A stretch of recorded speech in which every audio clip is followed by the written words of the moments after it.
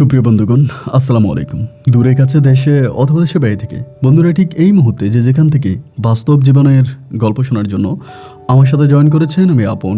আর যে আপন জীবনের গল্পের 1090তম পর্বে আপনাকে বরাবরের মতো স্বাগত জানাচ্ছি। বন্ধুরা, আজ আমি আপনাকে শোনাবো রাজশাহীর ছেলে মোহাম্মদ জাহিদের জীবনের হৃদয়ে কাঁপানো এক তাজ্জব বাস্তব জীবন কাহিনী।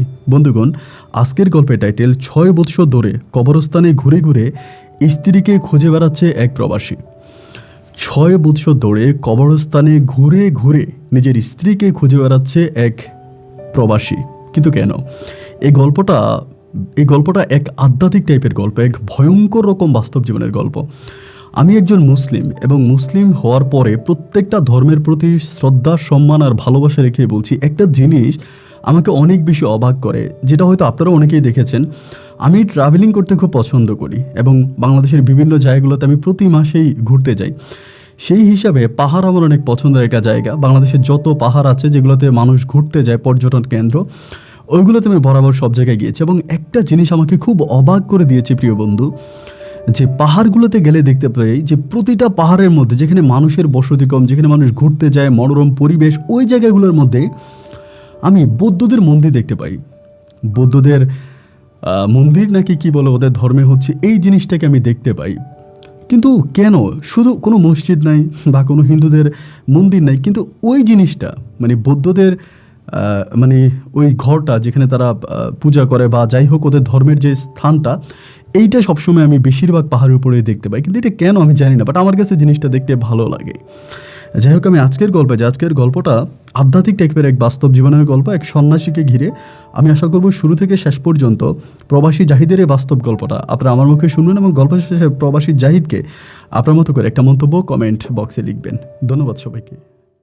সুপ্রিয় বন্ধুগণ, আসসালামু আলাইকুম। আমার নাম মোহাম্মদ জাহিদ হাসান, আমার বাড়ি রাজশাহী। বন্ধুগণ, আমি আমার জীবনের এই গল্পটা শুরু করার শুরুতে আপনাদেরকে আমার পরিবারের বিষয়ে জানিয়ে রাখি। আমার পরিবারে আমি আছি, আমার বাবা আছে, মা আছে, এছাড়া রয়েছে আমার দাদা দাদি সহ আমার কাকা ফুফি। আমাদের পরিবারে আরও সদস্য রয়েছে, আমার বড় একজন ভাই। আমরা টোটাল 2 ভাই, আমাদের কোনো বোন নেই। আমাদের পরিবারটা রাজশাহী শহর থেকে অনেক দূরের কোনো এক ছোট্ট গ্রামের এক উচ্চবিত্ত পরিবার। আমার বাবা পেশায় একজন প্রবাসী। আমার বাবা যদিও প্রবাসে অনেক বছর ধরে থাকতো, কিন্তু এখন দেশে আছে এবং প্রবাস থাকাকালীন আমার বাবা অনেক বেশি টাকা পয়সা ইনকাম করে। সেই টাকা পয়সা দিয়ে আমাদের এলাকাতে আমার বাবা প্রচুর পরিমাণের জায়গা সম্পত্তি কিনে। রয়েছে আমাদের নিজস্ব অনেকগুলো ব্যবসা প্রতিষ্ঠানও। দেখা গেল আমাদের এলাকাতে আমার বাবা বা আমার দাদারা প্রথম থেকেই ধনী ছিল। এরপরে আমার আব্বা বিদেশে যাওয়ার পরে আরও বেশি টাকা পয়সা ইনকাম করে, যার জন্য আমাদের এলাকাতে আমাদের পরিবারটাকে মানুষ এক নামে চিনে। এক কথায় বলতে গেলে আমাদের গ্রামে আমাদের পরিবারটা ছিল এক রাজার মতো। যে পরিবারে অভাব দেখা দিত, অনটন দেখা দিত, তারা দৌড়িয়ে আমাদের পরিবারে চলে আসতো। এমন কোনো সকাল ছিল না যে সকালে আমি ঘুম থেকে ওঠার পর দেখি নাই যে অনেকগুলো মানুষ আমাদের বাড়ির সামনে এসে ভিড় করে না। কারো মেয়ের বিয়ে, কারো টাকার প্রয়োজন, কারো এই সেই, এবং সমস্ত মানুষের ওই ইচ্ছাগুলো পূরণ করে আমার দাদা। আমার দাদা তার জীবন দশায় এত বেশি সম্পদ অর্জন করে যে সারা সম্পদ বিক্রি করলেও তিনি আর সম্পদ পুরাবে না, এত পরিমাণের অর্থ সম্পদের মালিক থাকে আমার দাদা। আমি ছোটোবেলা থেকে একটু বিচক্ষণ টাইপের ছেলে ছিলাম, মানে বিচক্ষণ বলতে একটু চালাক ছিলাম। কিন্তু আমাদের পরিবারে একটা সমস্যা ছিল আমার বড় ভাই জামশেদ ভাই। আমরা 2 ভাই ছিলাম। আমার বড় ভাই জামশেদ ছিল একজন মানসিক প্রতিবন্ধী, এক কথায় বলতে গেলে পাগল, এবং জন্মগতভাবে আমার ভাইয়া মানসিক প্রতিবন্ধী। তো আমার ওই ভাইয়া আমার থেকে অনেক বেশি সিনিয়র। ভাইয়া হবার অনেক বছর পর আমি হই। তো ভাইয়াকে নিয়ে সবাই অনেক বেশি টেনশন করতো। পরিবারে যে মানুষগুলো আছে প্রত্যেকে ভাবতো যে ভাইয়া কী করবে, ভাইয়ার ভবিষ্যৎ কী হবে, এবং তিনি এরকম একটা মানুষ। আমার দাদার আমাদের বাড়ির পাশে, মানে আমাদের নিজস্ব ভিটার মধ্যে আমার দাদা একটা মাদ্রাসা তৈরি করে। এটা আমার দাদা ইচ্ছে করেই করে, এবং ওই মাদ্রাসার মধ্যে আমাদের এলাকার সব ছেলেমেয়েরা পড়তে আসে। তো আমার বাবার ইচ্ছা হচ্ছে তিনি আমাকে স্কুলে পড়াশোনা করাবে, মানে আমার বাবার ইচ্ছা। যদিও দাদা অনেক চেষ্টা করেছে মাদ্রাসায় পড়াশোনা করানোর জন্য, কিন্তু আমি আর মাদ্রাসায় পড়াশোনা করি না, আমি স্কুলে পড়াশোনা করি। তো আমি যখন স্কুলে পড়াশোনা করি তখন ক্লাস 9-এর বৎসরের ঘটনা, কারণ ক্লাস 9 থেকে আমার জীবনে এই ভয়ঙ্কর ঘটনাগুলো ঘটতে শুরু হয়। আমি যখন ক্লাস 9-এ পড়ি তখনই আমাদের মাদ্রাসায় একটা মেয়ে পড়তো, যার নাম ছিল হচ্ছে পাপড়ি, এবং এই মেয়েটার মা ফারবিন খালা আমাদের বাসায় চাকরি করতো। দ্যাট মিনস আমাদের বাসায় কাজের বুয়ার কাজ করতো। তো আমাদের পরিবারের প্রত্যেকটা মানুষ ফারবিন খালাকে অনেক আদর স্নেহ এবং ভালোবাসতো। খুব ছোটোকাল থেকে ফারবিন খালা আমাদের মানে আমাদের সাথে খুব মানে পারিবারিক একটা সম্পর্ক ছিল।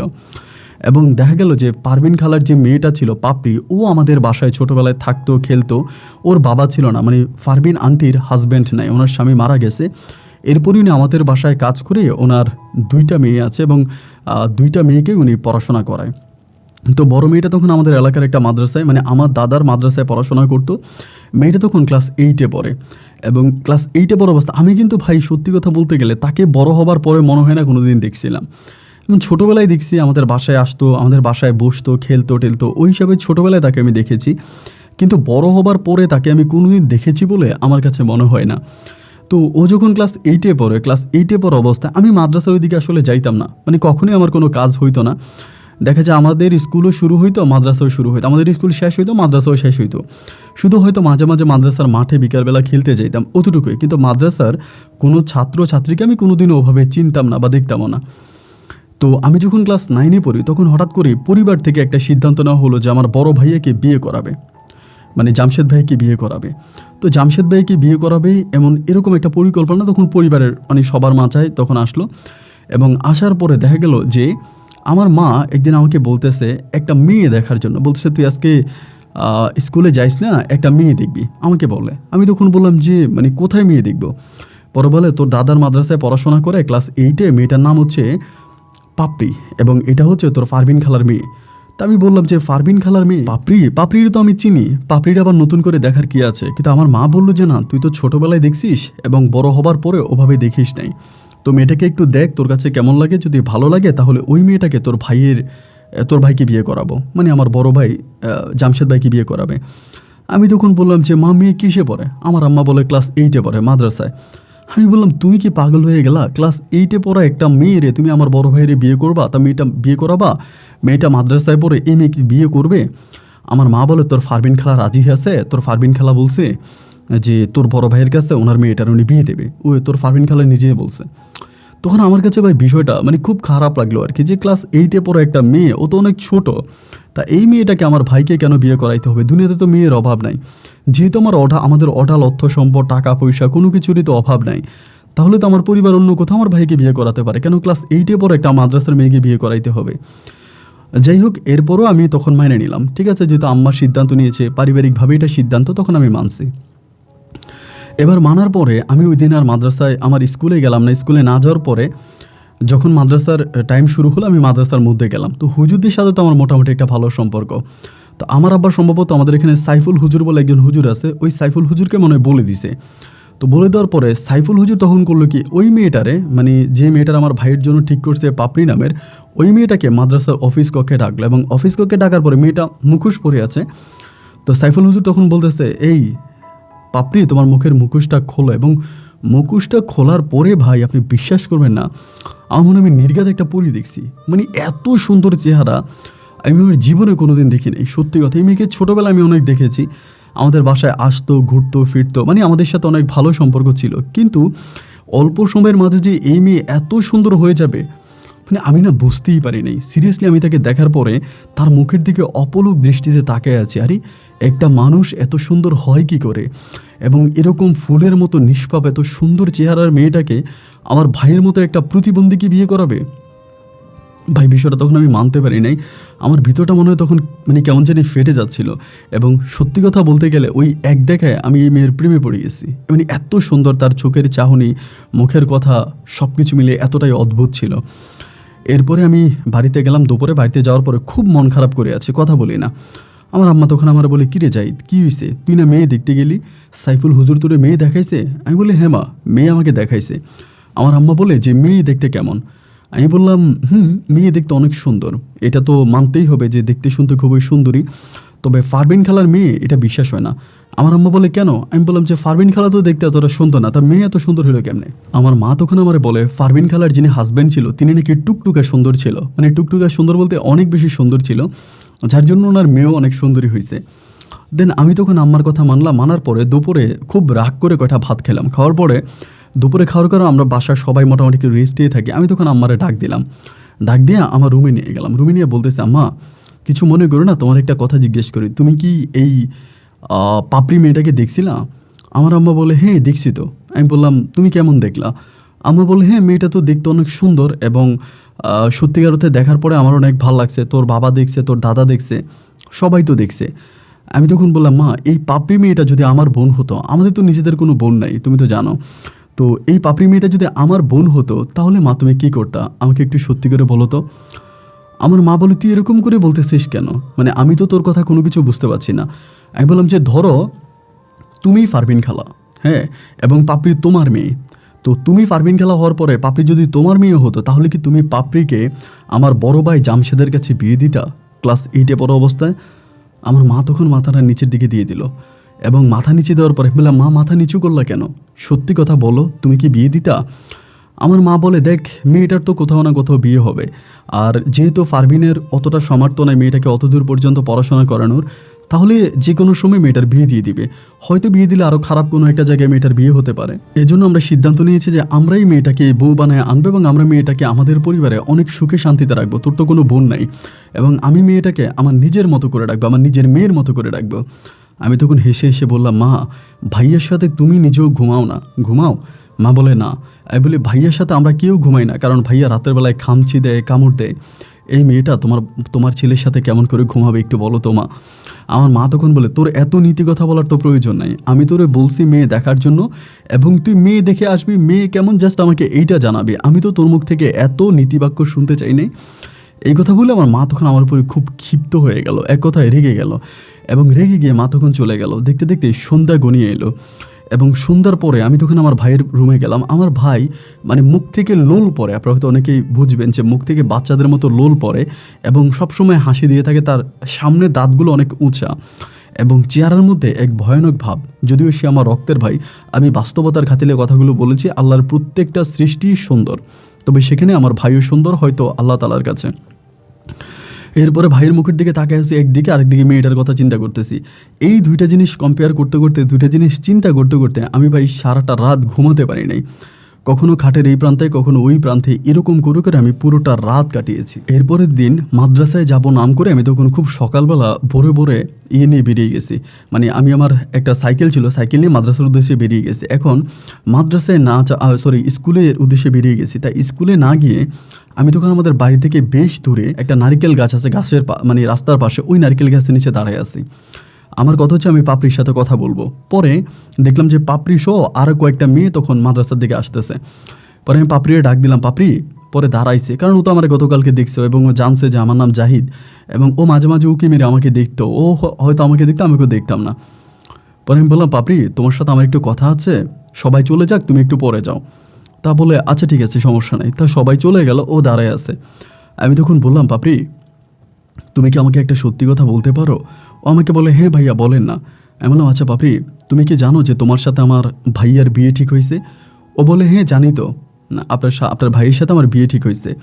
আমি তখন ওর মুখের দিকে তাকিয়ে বলতেছি, আচ্ছা পাপড়ি তুমি আমাকে জাস্ট একটা কথা সত্যি করে বলো তো, তুমি কি এই বিয়েতে রাজি আছো? মানে আমার ভাইয়ের সাথে তোমার বিয়ে হবে, এইটা থেকে তুমি রাজি আছো? মুহূর্তের মধ্যে মেয়েটার চোখ দুটো জলে ভরে গেল, মানে কান্না করে দিল।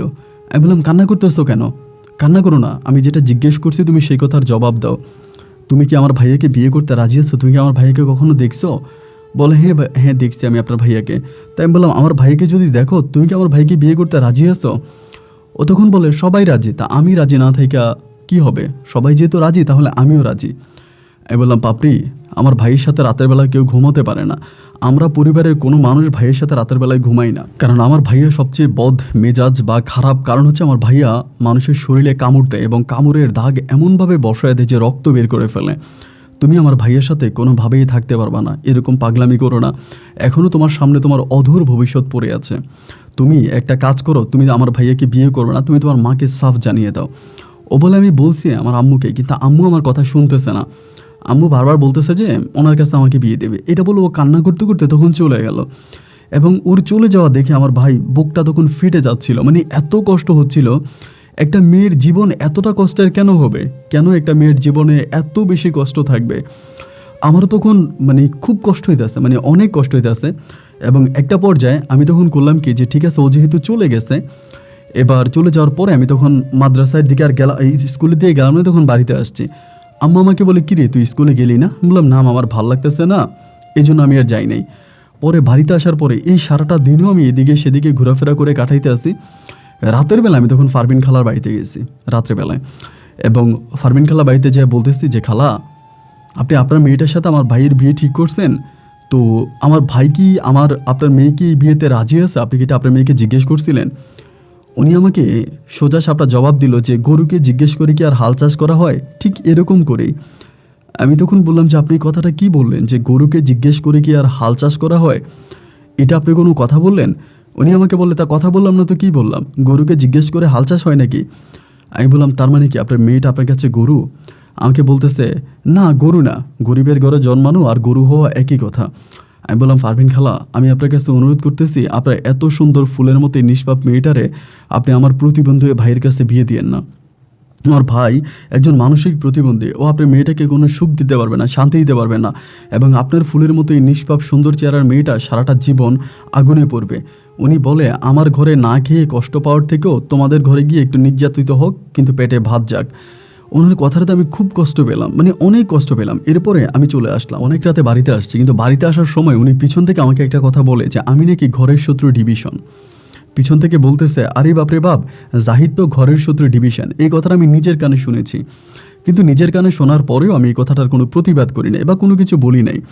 আমি চলে আসছি বাসায়, এবং বাসায় আসার পরে এই রাতটা আমার কেটে গেল, এবং পরের দিন আমি চিন্তা করলাম, এই বিয়ে তো আমি আর ঠেকাতে পারবো না। আমার পক্ষে, আমি ছোট মানুষ, আমাকে কেউ মূল্যায়ন করে না, আর আমার কথা কেউ শোনেও না, সুতরাং এই বিয়ে ঠেকানো আর আমার পক্ষে সম্ভব না।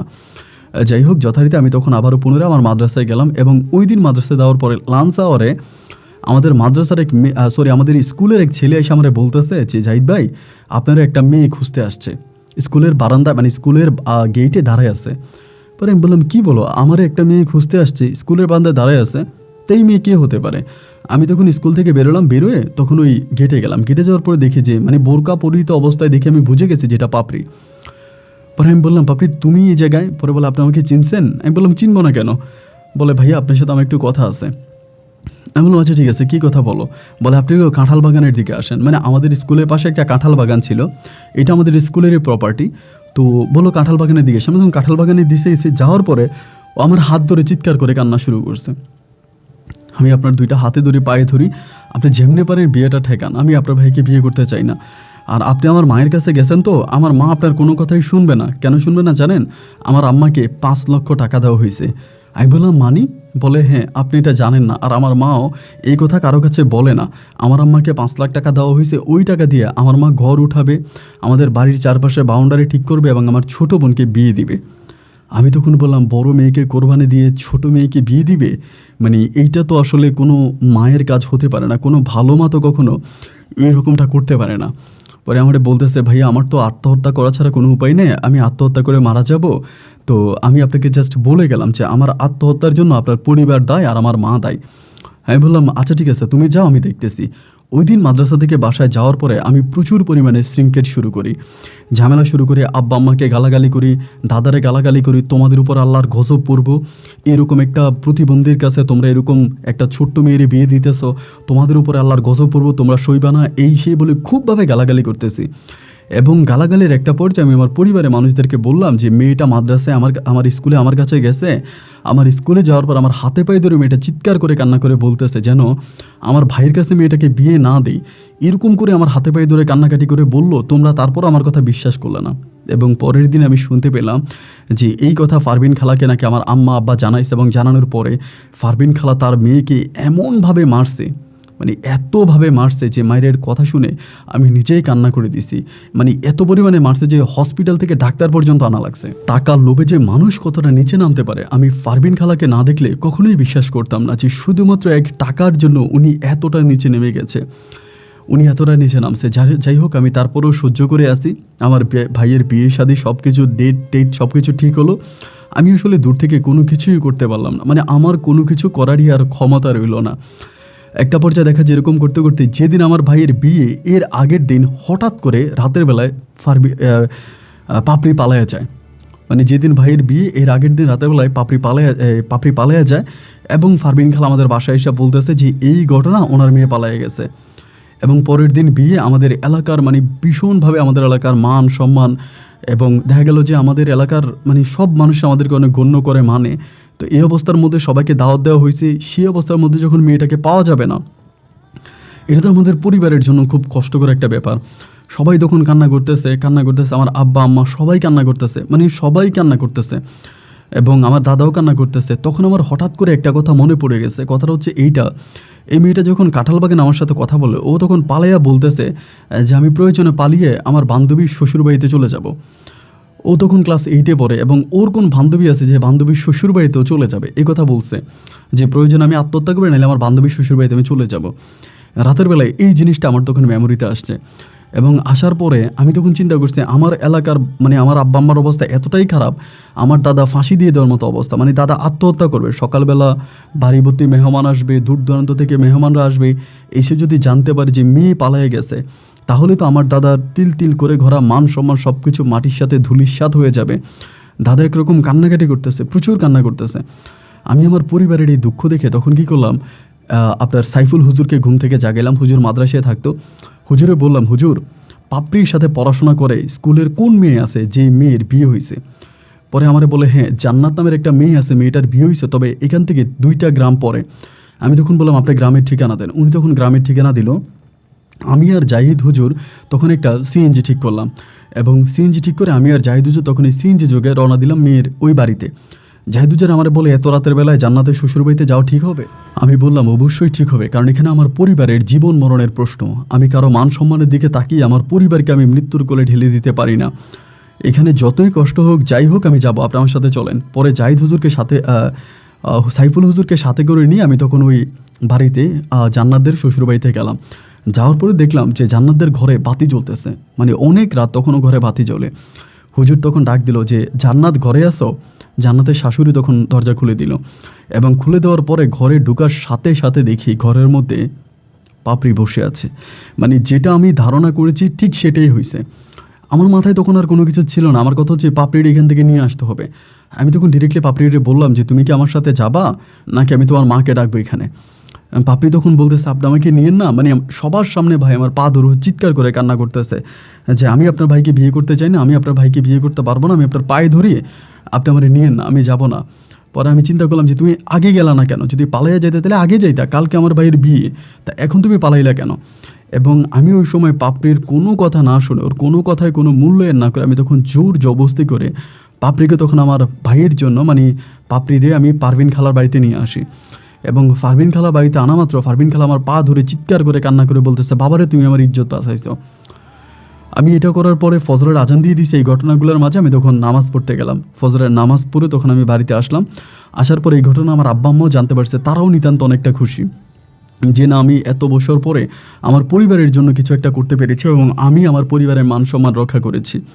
পরের দিন সকালবেলা বাড়ি ভর্তি মেহমান, কেমন জানি আমার নিজের ভিতরে নিজেকে একটা মানে দোষী মনে হচ্ছে। আমি জানি না কেন এরকম দোষ আমার নিজের কাছে নিজেকে মনে হচ্ছে। তারপরেও সকালবেলা দূর দূরান্ত থেকে মেহমানগুলো আসলো আমাদের বাড়িতে, মানে একদম বাড়ি ভর্তি তখন মেহমান হয়ে গেল। আমি ওই দিন আর স্কুলে গেলাম না। এরপরে পারিবারিকভাবে আমার ভাইয়ের সাথে এই পাপড়ির বিয়ে হলো, এবং একটা পর্যায়ে পাপড়িকে বউ বানায়া আমাদের ঘরে নিয়ে আসলো। তো আমাদের এই ঘরটা ছিল বিল্ডিং ঘর, মানে ওই সময় আমাদের ঘরটা বিল্ডিং করা। চিন্তা করেন বিল্ডিংয়ের ভিতরে কোনো শব্দ, মানে ভাই যে এত চিৎকার করতো ভাইয়ের রুমে, কিন্তু কোনোদিনও ভাইয়ের রুম থেকে আমি আমার রুমে কোনো সাউন্ড পাইতাম না, মানে কোনো শব্দ পাইতাম না। কিন্তু সেদিন রাতের বেলায় এই মেয়েটা আমার ভাইয়ের রুমে ঘুমাইছে, মানে আমার ভাইয়ের সাথে বাসর ঘরে ঢুকছে, আমি পাশের রুমে ছিলাম। রাত্রেও সারাটা রাত মেয়েটা মানে চিৎকার করছে, এবং তার ওই চিৎকার আমার কানে স্পষ্ট আসতেছিল। তখন আমার এত খারাপ লাগতেছিল যে মানে নিজেকে এত বেশি দোষী মনে হচ্ছিল যে আসলে কি করব। একে তো পরিবার, তার উপরে আবার সব কিছু চিন্তা করে আমি ভাই কিছু করতে পারি না। আমি জায়গাটার মধ্যে অনেক বেশি অসহায় ছিলাম, এবং অসহায় অবস্থা আমাকে সব কিছু সহ্য করে নিতে হয়েছিল। একটা পর্যায়ে তখন আস্তে আস্তে করে সকাল হয়ে গেল। সকাল হয়ে যাওয়ার পর আমি তখন ফজরের নামাজ পড়তে গেলাম। মসজিদ থেকে ফজরের নামাজ পড়ে আসার পরে দেখতেছি আমার মা, আমার বাবা, আমার দাদি সবাই দৌড়াদৌড়ি করতেছে। তো তাদেরও দৌড়াদৌড়ি দেখে আমি তখন অবাক হয়ে গেলাম যে দৌড়াদৌড়ি কেন করতেছে। এবং তাদের সাথে তখন আমি আমার মাকে জিজ্ঞেস করলাম যে মা কী হয়েছে। আমার মা বলে, হায় রে, রাতের বেলা তো মেয়েটারে কামড়াইয়া তোর ভাই কিছু রাখে নাই, মেয়েটার পুরো শরীরে রক্ত বের করে ফেলছে। মানে তখন যে আসলে মানে আমি যদি মানে পারতেছি না যে নিজের মাথাটা নিজে দেওয়ালের সাথে বাড়ি দিয়ে ফাটাই ফেলি। মুহূর্তের মধ্যে তখন ডাক্তার ডাকা হলো। বাইরে তো আর নিয়ে যাবে না, কারণ মান সম্মান আছে। ডাক্তারকে এই সাত সকালবেলা সূর্য ওঠার আগে ডাক্তার আনা হলো। ডাক্তার এনে মেয়েটার বিভিন্ন মানে শরীরের বিভিন্ন অঙ্গে তখন ব্যান্ডেজ করলো, এবং ব্যান্ডেজ করার একটা পর্যায়ে এই মেয়েটাকে তখন তার মানে ওই দিনে সূর্য ওঠার আগে তার মায়ের বাড়িতে দিয়ে আসলো, মানে তার মায়ের কাছে দিয়ে আসলো। এই দৃশ্যটা দেখার পরে আমি ভাই বিশ্বাস করেন সেদিন মানে এত বেশি কষ্ট পাইছি যে কষ্টের বর্ণনা আমি দিয়ে শেষ করতে পারবো না। মানে এত বেশি কষ্ট পাইছি, একটা পর্যায়ে আমি সেদিন করলাম কি, রাগ করে বাড়ি থেকেই চলে গেছি। আজকে মেয়ের বাড়ি থেকে লোক আসার কথা আমাদের বাড়িতে, আমি ওই দিনে সকালবেলা একদম রাগ করে একদম ঘর বাড়ি সব কিছু ছেড়ে আমি আমাদের রাজশাহী শহরের দিকে চলে গেছি।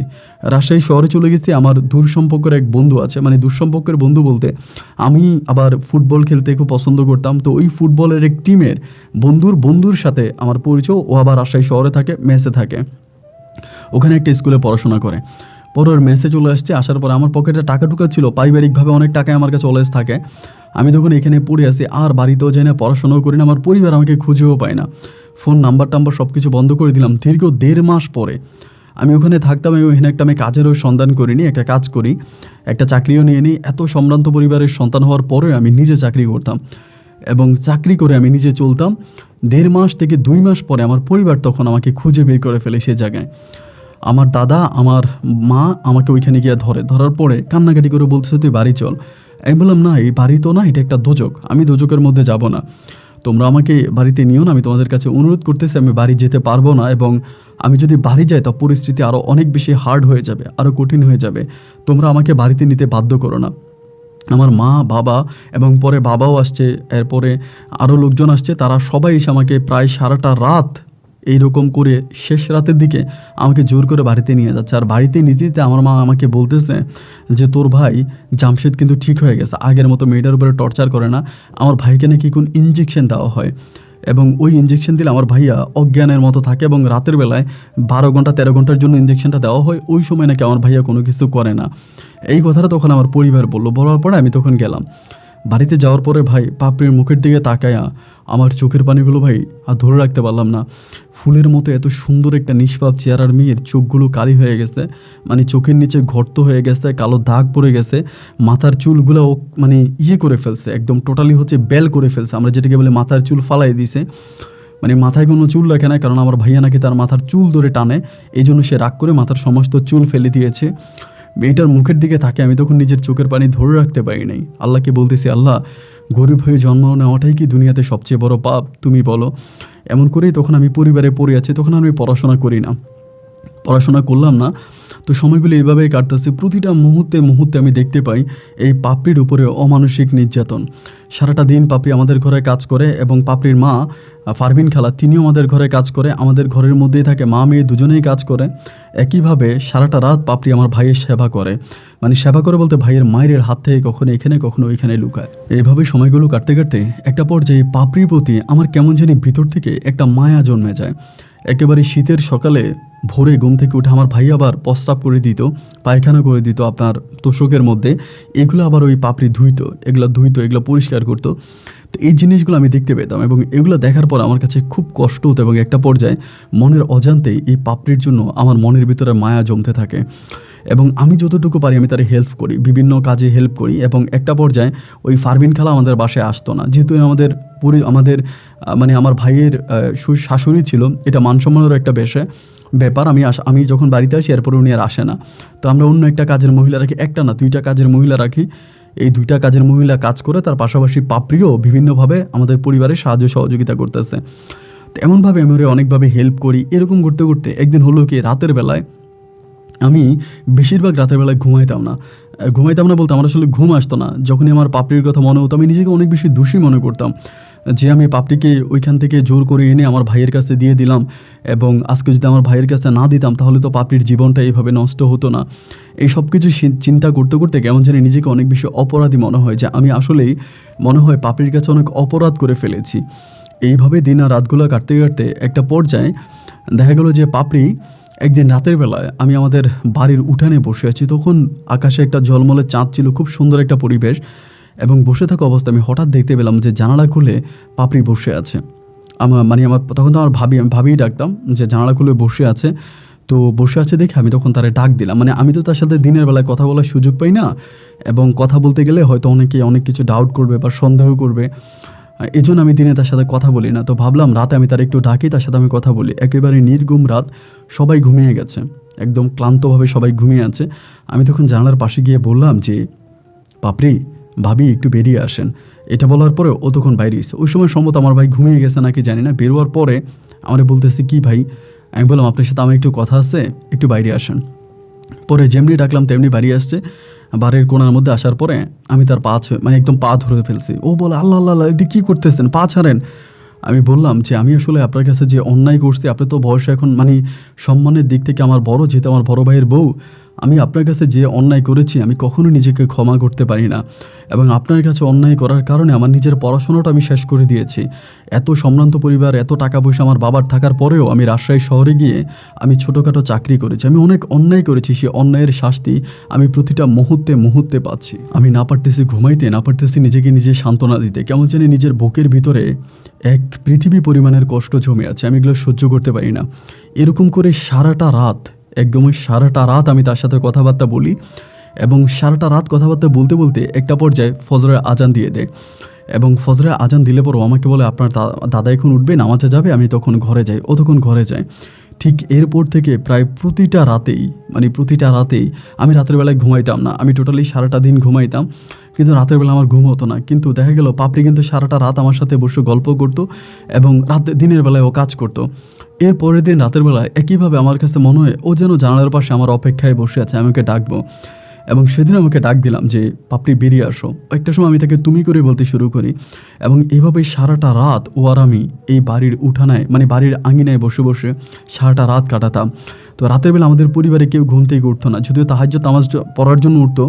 বাড়ির ভিতরেই হচ্ছে আপনার কল ছিল, ওইটাতেই মানে ঘরের মধ্যে কল ছিল, সেখান থেকে উজু করেই নামাজ পড়তো। আর আমার ভাইয়ের ঘরটা ছিল আলাদা এবং আমাদের ঘরটাও ছিল আলাদা। এজন্য ও যে আমার সাথে সারা রাত বসে থাকতো এখানে বা আমরা গল্প করতাম, এটা অন্য কেউ বুঝতে পারতো না।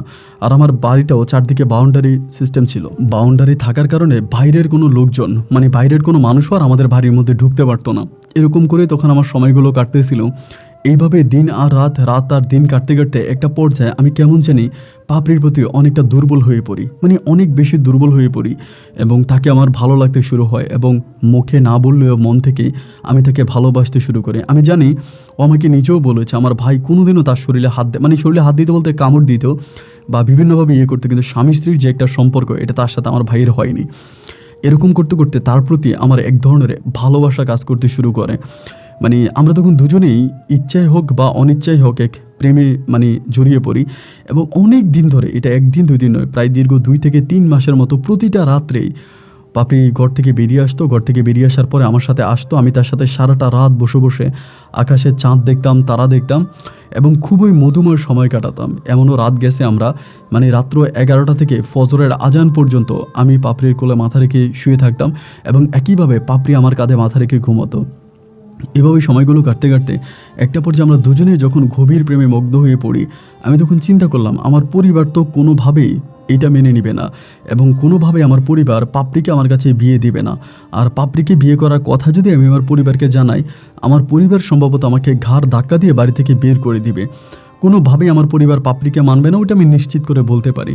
যেহেতু পরিবার পাপড়িকে মেনে নেবে না, তাহলে পাপড়িকে আমি কিভাবে আমার নিজের করে নিব, এই চিন্তাটাই তখন আমি করতেছিলাম। কিন্তু আমি কোনোভাবে কোনো উপায় বুদ্ধি পাচ্ছিলাম না যে কিভাবে তাকে কি করা যায় বা কোনো কিছুই মানে উপায় বুদ্ধি না পেয়ে আমি তখন চিন্তা করলাম যে আমাকে আমার নিজের পায়ে দাঁড়াতে হবে।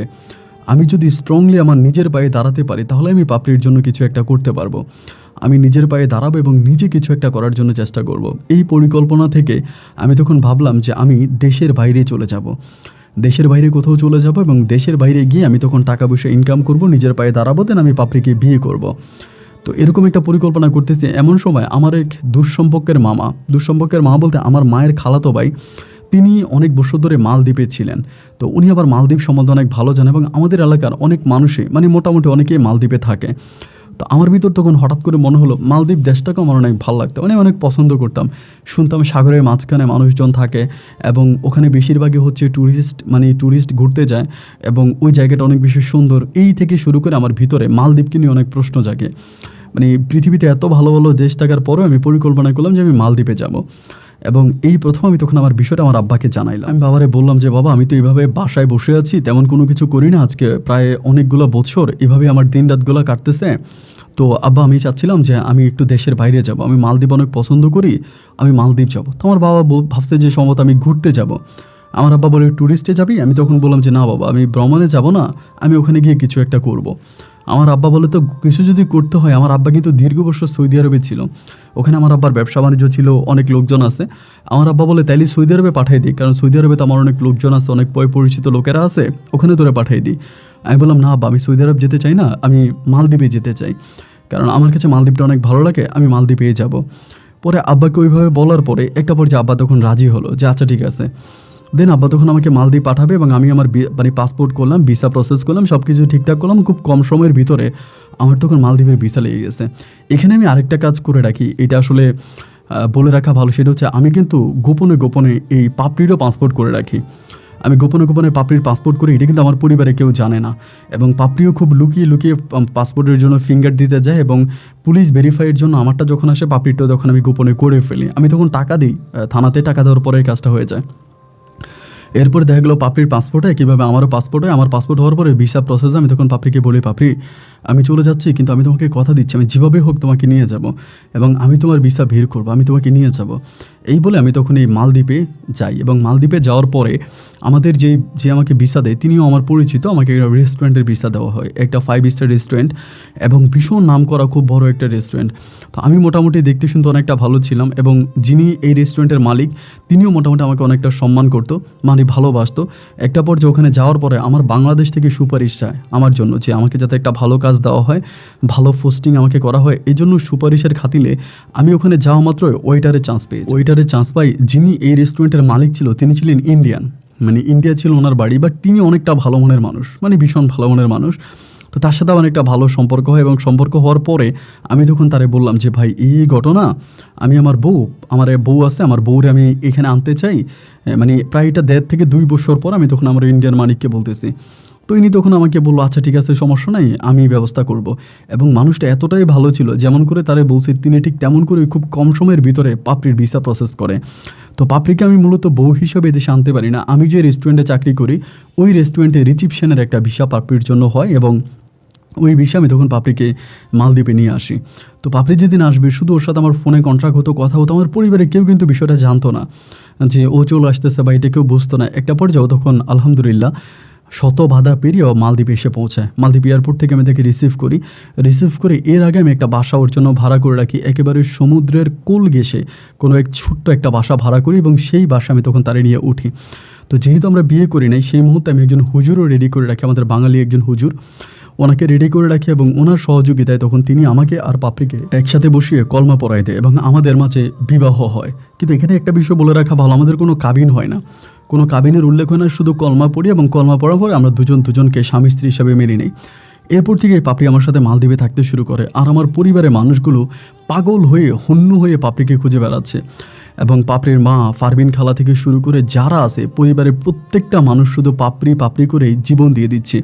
কিন্তু পাপড়িকে আমি এমনভাবে লুকিয়ে রাখছি, আমি কোনোভাবে পাপড়ির কোনো হদিশ আমার পরিবারকে দেই না, এবং কাউকে আমি জানাইও না যে পাপড়িকে আমি নিয়ে আসছি। আমি শুধুমাত্র আমি আর পাপড়ি ছাড়া এই কথাটা পৃথিবীর কাউকে আমি জানাই নাই। এবং পাপড়ি যে আপনার রাজশাহী থেকে আসছে, ও বাসে করে ঢাকায় চলে আসছে, মানে টোটালি কোনো গাড়ি নিয়ে আসে না। যদি কোনো এলাকা থেকে প্রাইভেট বা হাইএক্স নিয়ে আসতো তাহলে হয়তো জানাজানি হয়ে যেতে পারতো। এই জন্য ও টোটালি হচ্ছে গাড়ি নিয়ে আসে, মানে বাসে চলে আসে, যাতে পরিবারের কেউ এটা জানতে না পারে। এবং এখানে আসার পর আমাদের জীবনটা অনেক মধুর হয়ে যায়, এত সুখ, এত শান্তি, এত ভালোবাসা। জীবন যে এত সুন্দর এটা আমি কখনো কল্পনাও করতে পারিনি। পাপড়ি যখন এখানে আসার পরে আমি আর পাপড়ি আমার ডিউটি শেষ করার পরে রাত্র প্রায় 9টার দিকে আমি বাসায় যাইতাম। আমাদের বাসায় 2টা ব্যালকনি ছিল, একটা ব্যালকনিতে আমি তখন পাপড়িকে নিয়ে বসতাম। বিশ্বাস করেন ভাই, ওই ব্যালকনিতে বসে সাগরের গর্জন দেখতাম, সাগরের ঢেউ দেখতাম, এবং রাতের সাগরের একটা নির্গুম শব্দ থাকে, ওই শব্দটা শুনতে পেতাম। মালদ্বীপ এত সুন্দর, চোখে না দেখলে কখনো বিশ্বাস করা যায় না। কোলঘেঁষে ওই ছোট্ট ঘরে আমি এমন একটা সুখের সংসার তৈরি করি, একদম ট্যুরিস্ট প্লেসের মতো একটা জায়গায়। যেখানে আমি ওকে নিয়ে অনেক বেশি ভালো থাকি। দেখতে দেখতে আমাদের মাঝে প্রায় 1টা বছর কেটে যায়। 1 বছর পরে আমি তখন সর্বপ্রথম আমার মায়ের কাছে এই বিষয়টা জানাই 1 বছর পরে। এবং আম্মাকে জানানোর পরে আম্মু কিন্তু রাগ করে না, আমাকে কোনো বকাও দেয় না। শুধু আমাকে বলে যে, "তুই কাজটা ভালোও করছিস আবার খারাপও করছিস।" শুধু এটা বলে যে, "কাজটা তুই করেছিস এটা 50% ভালো আর 50% খারাপ।" তো মায়ের ওই কথাকে আমি মূল্যায়ন করলাম। তখন আস্তে আস্তে করে পরিবারের অন্য মানুষরা জানতেছে যে আমি পাপড়িকে মালদ্বীপে নিয়ে গেছি। শুধুমাত্র এই বিষয়টাতে সবচেয়ে বেশি ক্ষিপ্ত হলো, রাগান্বিত হলো হচ্ছে আমার বাবা। মানে আমার বাবা এত পরিমাণে রেগে গেল এবং এই ঘটনার প্রায় 4 মাসের মাথায় আমার দাদা মারা যায় এবং দাদা মারা যাওয়ার ঠিক 20 দিনের মাথায় আমার দাদি মারা যায়। মানে আমাদের এই দাদা দাদির মৃত্যুটা খুব লাগাতার ছিল। দাদা কিন্তু দাদিকে অনেক ভালোবাসতো। একইভাবে দাদিও দাদাকে খুব ভালোবাসতো। সম্ভবত দাদার ওই চলে যাওয়াটা দাদি খুব স্বাভাবিকভাবে মেনে নিতে পারেনি। এজন্য প্রায় 20 দিনের মাথায় আমার দাদিও মারা যায়। তো এই দাদা দাদির মৃত্যুতে আমি একবার ভেবেছিলাম বাংলাদেশে যাব। পরে আবার ভাবলাম যে গেলে আবার নতুন করে কোন ঝামেলায় পড়ি। পাপড়ির মা আমার উপরে ক্ষেপে আছে, পারভিন খালা, একইভাবে আমার বাবাও আমার উপরে ক্ষেপে আছে। এজন্য বাবা আর পাপড়ির মায়ের ভয় আমি তখন আর বাংলাদেশে গেলাম না। মালদ্বীপেই ছোটোখাটো করে আমার দাদা দাদির জন্য আমি একটা মিলাদ পড়াইলাম এবং সবার কাছে আমার দাদা দাদির জন্য যথারীতি দোয়া চাইলাম এবং প্রত্যেকে আমার দাদা দাদির জন্য দোয়া করেছে। আলহামদুলিল্লাহ সব কিছু ঠিকঠাক মতো হলো এবং এরপরে আমি তখন ওকে নিয়ে পড়ে আছি। প্রায় 2 বৎসর কেটে গেল আমরা মালদ্বীপে।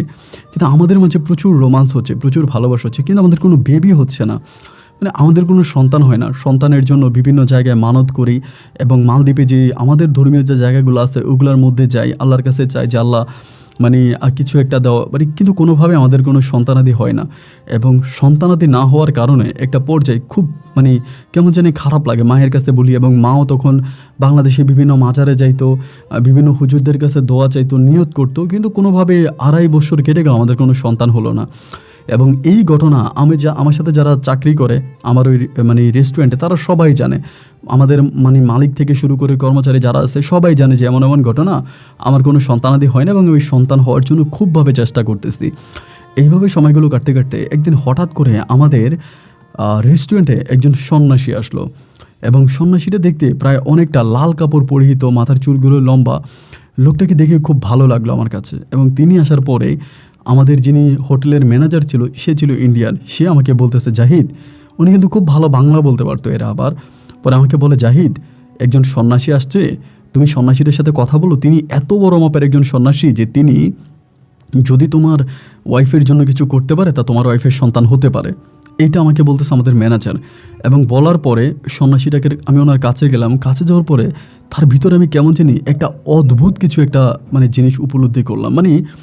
মানে কিছু মনে হয় যেন তিনি অন্য জগতের কোনো মানুষ, ভীষণ অদ্ভুত রকমের একটা মানুষ, ভয়ঙ্কর আকারের। পরে আমি গেলাম, যাওয়ার পর সামনে বসছি, বসার পরে আমি সালাম দিয়েছি। সালাম দেওয়ার পরে তিনি আমার দিকে মুষ্টি হেসে বলে, "আমি তো মুসলমান না।" পরে আমি বললাম, "আচ্ছা ঠিক আছে ঠাকুর মহোদয়, কিছু মনে করবেন না।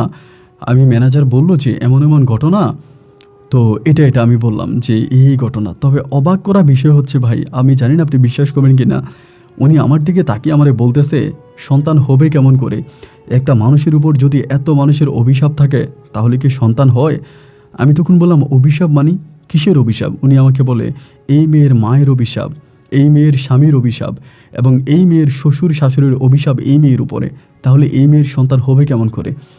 মানে উনি তো আমার বিষয়ে কোনো কিছুই জানে না, আমার বিষয়ে কেউ তাকে কিছু বলেও নাই। উনি আসছে মাত্র, মানে এয়ারপোর্ট থেকে আসছেই মাত্র, এসে খাওয়া দাওয়া করে জাস্ট বসছে এমন অবস্থায়। এবং উনি মাঝে মাঝে এখানে আসে, মালদ্বীপে আসে, উনি ধ্যানে আসে, মানে উনি ধ্যান করে এখানে মালদ্বীপে এসে। উনি 1 মাস 2 মাস 3 মাস থাকে, তখন ওই মাসটাতে উনি ধ্যান করে মালদ্বীপের বিভিন্ন পাহাড়ের উপরে বসবে এবং ওখানে ধ্যান করবে। ধ্যান করে উনি চলে যাবে, মানে ধ্যানের জন্য উনি বিশেষ করে মালদ্বীপে আসে বা সাগরের পাড়ে ধ্যান করে। এরপর আমি বললাম যে, "আপনি এটা কী বলেন যে আমার বউর উপরে এত মানুষের অভিশাপ, কিসের অভিশাপ?" উনি আমাকে বলল, "অভিশাপ নয়।" এরপরে আমার অতীতে ঘটে যাওয়া সমস্ত ঘটনাগুলো উনি আমাকে বলতেছে যে আমি অতীত জীবনে এটা করছি, এটা করছি, মানে সব কিছু উনি বলে দিচ্ছে। আমি কি বলবো ভাই, আমি মানে জাস্ট ওনার সাথে কথা বলার পরে আমাদের রেস্টুরেন্টে অনেকেই জিজ্ঞেস করি যে, "তোমরা কি আমার বিষয়ে ওনার কাছে কোনো কিছু বলছো সন্ন্যাসীর কাছে?" বলে, "না, আমরা তো কোনো কিছু বলি নাই।" তেমন তোমরা যদি না বলবা উনি আমার অতীত সম্বন্ধে সব জানে কি করে? ম্যানেজার তখন আমাকে বলে, জাহিদ তুমি আসলে পাগল হয়ে গেছো। আমি তোমাকে আগেই বলেছিলাম যে তিনি ছোট মাপের কোনো সন্ন্যাসী নয়, তিনি এত বড় মাপের সন্ন্যাসী যে তার সাথে দেখা করার জন্য ইউরোপ আমেরিকা থেকে পর্যন্ত মানুষজন এসে লাইনে দাঁড়িয়ে থাকে। এবং আমাদের সৌভাগ্য যে তিনি মাঝে মাঝে আমাদের রেস্টুরেন্টে আসে। তো তুমি তার সাথে কথা বলে এবং কথা বলার পরে সুন্দর দিকে মাগরিবের আজান দেওয়ার পরে উনি তখন আমাদের যে রেস্টুরেন্ট ছিল রেস্টুরেন্টের সাথে গিয়ে উনি ইয়েতে বসছে, আপনার ধ্যানে বসছে। আমি ওই দিন সন্ধ্যার সময় বাসায় গেছি, মানে রাতের বেলায় বাসায় গেছি, যে বউরে বললাম যে বউ এই ঘটনা। বউ বলে আচ্ছা ঠিক আছে। পরে আমার বউ কিছু খাবার রান্না করে দেয় রাত্রেবেলায়, মানে ঘরোয়া কিছু খাবার রান্না করে, যদি আমাদের রেস্টুরেন্টে অনেক খাবার থাকে এবং ঘরোয়া ওই খাবারগুলো আমি তখন ওনার জন্য নিয়ে যাই, মানে আমাদের রেস্টুরেন্টের সাথে নিয়ে যাওয়ার পরে বলি যে সন্ন্যাসী আমার বউ আপনার জন্য কিছু খাবার পাঠাইছে। তো উনি তখন খাবারগুলো খায়, আমার সামনেই খায়, আমাকেও খেতে দেয়, আমিও খাই। তো এরপরে উনি আমাকে বলে যে কালকে সকালবেলা আমি তোমার বাসায় যাব। তো উনি যে রেস্টুরেন্টে আসছে ওইখানে কিন্তু ওনার থাকার জন্য ভিআইপি ব্যবস্থা, অনেক ভিআইপি ব্যবস্থা, ওনার থাকা খাওয়া সব কিছুর জন্য অনেকগুলো লোক বরাদ্দ করা আছে, এমন একটা অবস্থা। তা উনি বলে আমার বাসায় যাবে, এটা তো আমি খুব অবাক হয়ে গেলাম। নিচে এসে ম্যানেজারকে বললাম, ম্যানেজার আমাকে বলে আরে ভাই তাইলে তো আপনার চাঁদ কপাল, উনি যদি বলে আপনার বাসায় যাবে তাহলে তো আপনার আর কোনো কিছুর অবশিষ্ট থাকে না, আপনি তো সব কিছুই পেয়ে গেছেন, এই নিয়ে আর টেনশন করার দরকার না, ওনাকে বাসায় নিয়ে যান, আপনি নিশ্চিত থাকেন যে আপনার ওয়াইফের ঘরে সন্তান হবে। পরের দিন আমি আর রেস্টুরেন্টে আসলাম না, মানে ডিউটিতে আসলাম না, ডিউটি থেকে ছুটি নিলাম। সকালবেলা ওনার ব্যাগপত্র সব কিছু নিয়ে, মানে ওনার ব্যাগ পর্যন্ত উনি সাথে করে নিয়ে গেছে, একটা ব্যাগ, উনি ছোটো আকারের একটা ব্যাগ, জাস্ট দুই একটা কাপড় চোপড় থাকে ওই ব্যাগে, ওই ব্যাগটা নিয়ে উনি সবসময় হাঁটাচলা করতেন। এবং ওই ব্যাগটা নিয়ে তিনি তখন আমার বাসার মধ্যে আসে এবং আমার বাসায় আসার পরে তিনি আমার স্ত্রীকে দেখে, স্ত্রীকে দেখার পরে তিনি আমাকে বলে যে এই মেয়েটার উপরে অনেক মানুষের অভিশাপ, তার জীবনটা একটা অভিশপ্ত জীবন, যাই হোক ভগবানের ইচ্ছায় তিনি একদিন মা হবেন, এতে কোনো সমস্যা না। এই বলে সে আমার বাসার মধ্যে হাঁটতেছে, আমার বাসায় কখনো এখানে ওইখানে বিভিন্ন সাইডে হাঁটার পর আমাকে বলতেছে যে জাহিদ সাহেব আপনার এই বাসাটার মধ্যে সমস্যা আছে। আমি তখন বললাম বাসা কি ছেড়ে দিব? বলে না, বাসা ছাড়লেও আপনি এটা থেকে রক্ষা পাবেন না, সাগর থেকে একটা কালো নিঃশ্বাস আপনাকে ডাকে, বা সাগরের একটা কালো নিঃশ্বাস আপনাদের উপরে আছে। তো আপনি যদি কিছু না মনে করেন, আপনার তো মানে আমার 3টা রুম ছিল ওইখানে, তো একটা রুম একেবারে মানে যেখানে আমি আমার বউ বেশি গল্প করতাম, একেবারে সাগরের কোল ঘেঁষে। উনি আমাকে বলে এই রুমটাতে আমি থাকতে চাই, এখানে আমি আমার ধ্যানের কাজগুলো করতে চাই, আপনি কি আমাকে এখানে থাকতে দিবেন? মানে কথাটা শুনে আমার বউ তখন বলে হ্যাঁ হ্যাঁ বলো দিব। আমি বললাম যে ঠিক আছে, আপনি যদি এখানে থাকতে চান তাহলে আমি আপনাকে থাকতে দিব। এবং বরাবরের মতো আমার বউ তখন রাজি হয়ে গেল এবং আমি রেস্টুরেন্টে গিয়ে বিষয়টা বাকি সবাইদেরকে জানালাম। আমার মালিক থেকে শুরু করে আমার ম্যানেজার থেকে শুরু করে সবাই বলল যে খবরদার, সন্ন্যাসীর যাতে কোনোভাবে অপমান না হয়, তিনি যাতে কোনোভাবে মনে কষ্ট না পায়, তিনি যদি মনে কষ্ট পায় বা তার মনে যদি কোনোভাবেই রাগ ওঠে তাহলে কিন্তু তুমি ধ্বংস হয়ে যাবা, এই জন্য তুমি ওনাকে সাথে রাখো। কিন্তু সত্যি কথা আমাকে বলতে হচ্ছে, আমাকে কেউ খারাপ ভাববেন না, শুধু সত্যিকার অর্থে আমি এই কথাটা বলি যে আমি ওনাকে বিশ্বাস করতাম না। প্রথম দিকে যদিও ওনার প্রতি আমার অনেক ভক্তি ছিল যে উনি এত কথা বলতে পারে কেমন করে, এরপরে ওনার উপরে আমার আস্তে আস্তে কেমন জানি ভক্তিটা উঠে যায় আমার বাসায় থাকার পরে, মানে কেমন জানি মনে হয় যে উনি সম্ভবত কোনো একটা ভণ্ড বা প্রতারকী টাইপের কিছু হতে পারে। এবং তখন আমি এটাও শিওর হয়ে যাই যে উনি সম্ভবত ওনার কাছে, উনি রেস্টুরেন্টে আসার পরে আমার বিষয় মনে ওনাকে কেউ বলছে এবং বলার পরে, কারণ আমার বিষয়টা তো রেস্টুরেন্টে সবাই জানতো, তো সেখান থেকেই সম্ভবত তিনি সব কিছু জেনেছে বা আমাকে এই কথাগুলো বলতেছে। আমি তাকে বিশ্বাসটা একটু কম করতে শুরু করি আমাদের বাসায় আসার পর থেকে। এরপরে আমার বউ ওনার জন্য খুব পাগল, মানে ওনার জন্য খুব পাগল বলতে রান্নাবান্না থেকে শুরু করে ওনার সেবা যত্ন করা থেকে শুরু করে একেবারে নিজের শ্বশুরের মতো করে ওনার সেবা যত্ন করে, ওনার গোসলের কাপড়, গরম পানি, এরপরে রান্না, খাবার দাবার, মানে খুবভাবে আমার বউ সারাক্ষণ ওনাকে নিয়ে ব্যস্ত।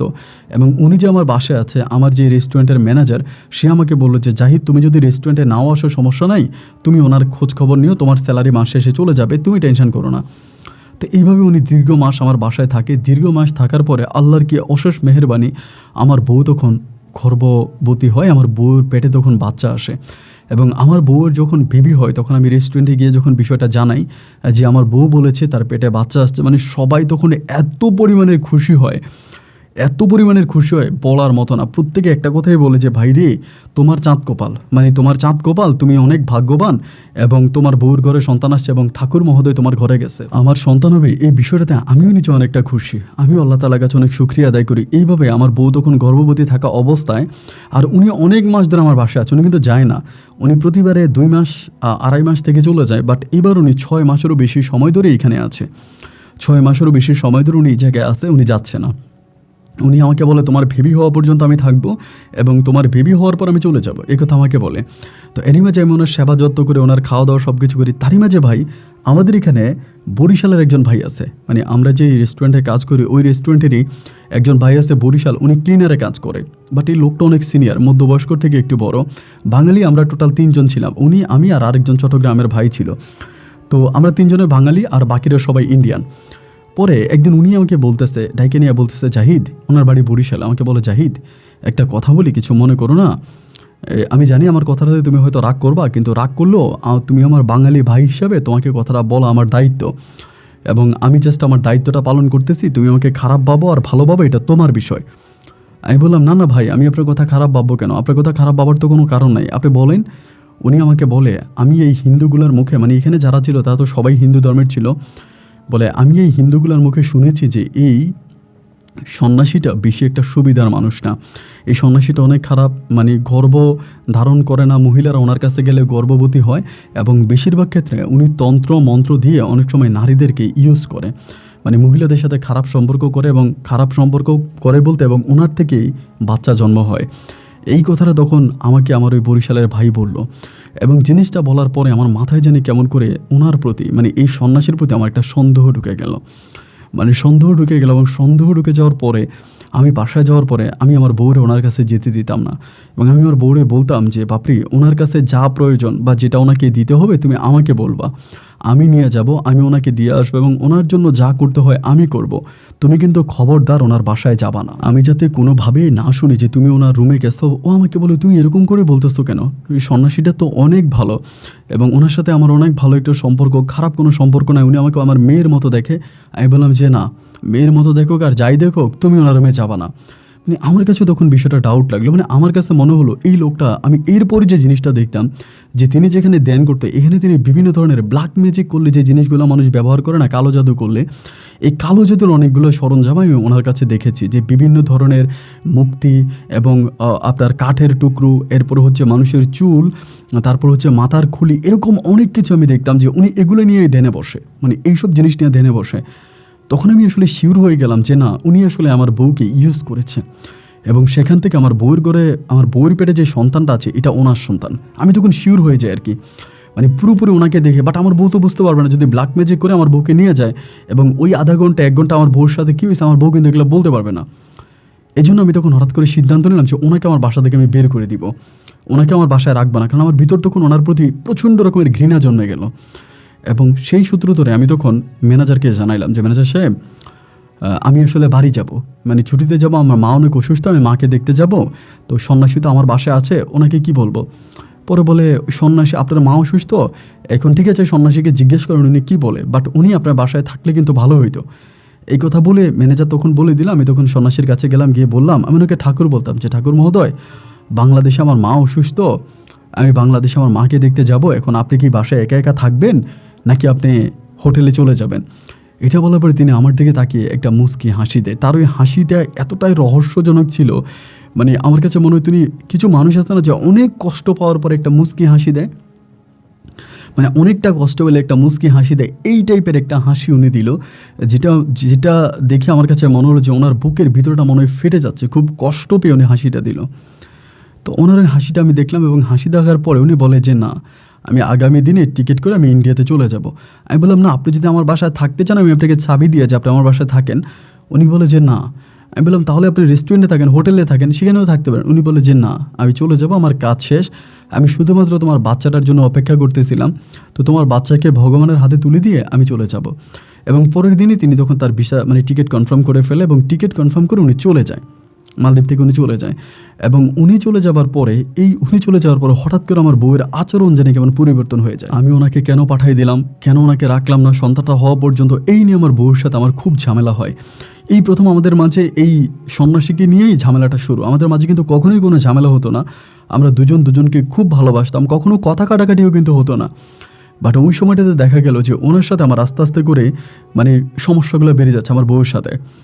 একটা পর্যায়ে এরই মাঝে হঠাৎ করে কিছুদিন পরে আমার বউ তখন চিৎকার করতেছে যে আমার পেট ব্যথা করে। আমি তখন ইমিডিয়েটলি আমার বউকে তখন হসপিটালে নিয়ে গেলাম, এবং হসপিটালে নিয়ে যাওয়ার পরে যেটা হলো ভাই, মানে ইঁদুরের বাচ্চার থেকেও একটু বড় আমার বউয়ের ঘরে একটা মৃত সন্তান হলো। একটা মৃত বাচ্চা হলো এবং বাচ্চাটা হওয়ার পরে আমি রেস্টুরেন্টের সবাই বিষয়টা জানছে এবং সবাই বলতেছে আপনি একটা মহা পাপ করছেন। এবং বাচ্চাটা হওয়ার পরে আমি আর দেশেও গেলাম না, মানে আমি দেশে যাওয়াটাও ক্যান্সেল করলাম। আসলে কিন্তু আমি দেশে যাইতাম না, আমি শুধু সন্ন্যাসীকে আমার ঘর থেকে বের করার জন্য একটা অজুহাত খুঁজতেছিলাম, একটা উদাহরণ খুঁজতেছিলাম।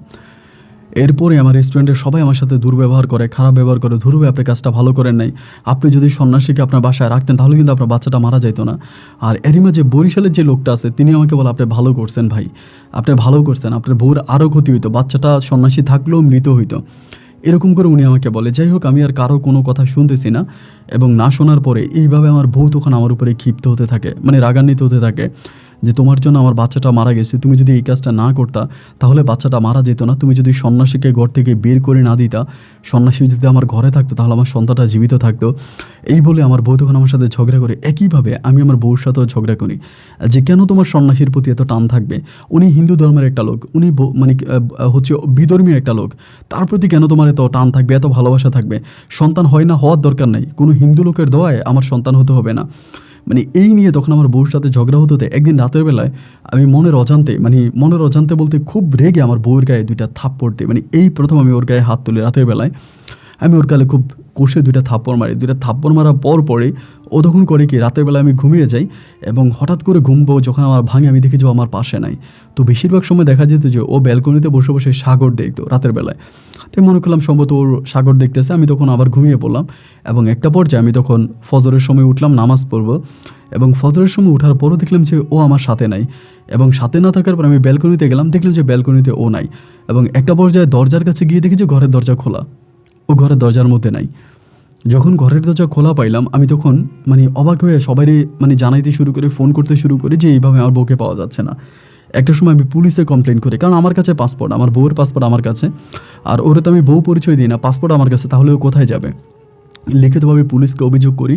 পুলিশ প্রায় 3 দিন 4 দিন 5 দিন ধরে মালদ্বীপের বিভিন্ন পয়েন্টে আমার বউকে খুঁজতে থাকে, কিন্তু আমার বউয়ের কোনো সন্ধান মালদ্বীপের পুলিশ দিতে পারে না। একটা পর্যায়ে ওই বরিশালের ভাইটা আমারে বলতেছে, ভাই কিছু না মনে করলে একটা কথা বলি, আমি শুনেছিলাম ওই সন্ন্যাসীর বলে একটা মন্দির আছে ইন্ডিয়াতে, আপনি দেখেন ওই মন্দিরে যেতে পারেন কিনা, কারণ ওই মন্দিরে যেতে পারলে আপনি আপনার বউকে খুঁজে বের করতে পারবেন। আমার কাছে মনে হয় যে ওই সন্ন্যাসী আপনার বউকে নিয়ে গেছে। বরিশালের ওই ভাইটা বলতেছে। আমি বললাম আপনি কি শিওর বলতেছেন? উনি বলে আমার কাছে যেটা মনে হয়, তা না হলে আপনার বউ কোথায় যাবে? আমি বললাম আরে ভাই, আমার বউয়ের পাসপোর্ট আমার কাছে, ও ইন্ডিয়াতে যাবে কি করে? পরে বলে সন্ন্যাসী কোনো না কোনোভাবে মনে হয় নিয়ে গেছে। এইটা বরিশালের ভাই কোন কথার উপরে ডিপেন্ড করে বললে আমি জানলাম না। এর মাঝে আমি ইন্ডিয়ার ভিসা প্রসেস করে মালদ্বীপে বসে ইন্ডিয়ার ভিসা প্রসেস করার পরে আমি তখন মালদ্বীপ থেকে ডিরেক্টলি ইন্ডিয়াতে যাই। এবং ইন্ডিয়াতে ওই সন্ন্যাসীর যেই ছিল, মানে ঘর ছিল বা উনি যেখানে হচ্ছে থাকতো, ওনার যে মন্দির ছিল, ওই মন্দিরের ওখানে যাওয়ার পরে ভাই আমি আমার বউকে সেই মন্দিরে দেখতে পাই। অবাক করা বিষয় হচ্ছে এইটা, আমার বউয়ের পাসপোর্ট আমার কাছে, এবং মালদ্বীপ থেকে আমার বউ যদি ইন্ডিয়াতে যায় তাহলে কিভাবে যাবে?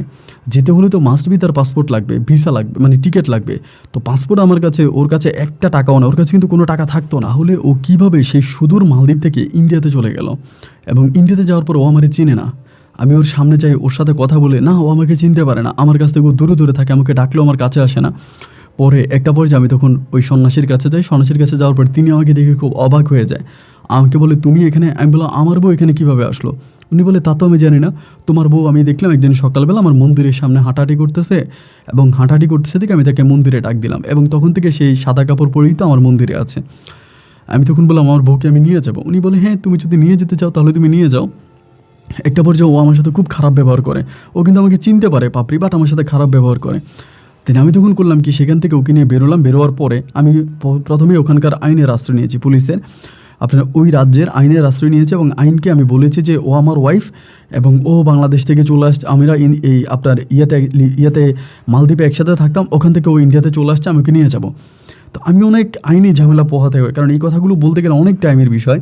আমাকে বাংলাদেশ থেকে হাই কমিশন থেকে আমাকে হেল্প করা হয়, এবং বিভিন্নভাবে ইন্ডিয়ান লোকেরও অনেক সাহায্য সহযোগিতার মাধ্যমে একটা পর্যায়ে আমার বউ জেল পর্যন্ত খাটে, মানে অবৈধভাবে এই দেশে ঢোকার জন্য, ইলিগেলি ঢোকার জন্য জেল খাটে। এবং জেল খাটার পরে আমি তখন এই পাপড়িকে নিয়ে বাংলাদেশে যাই।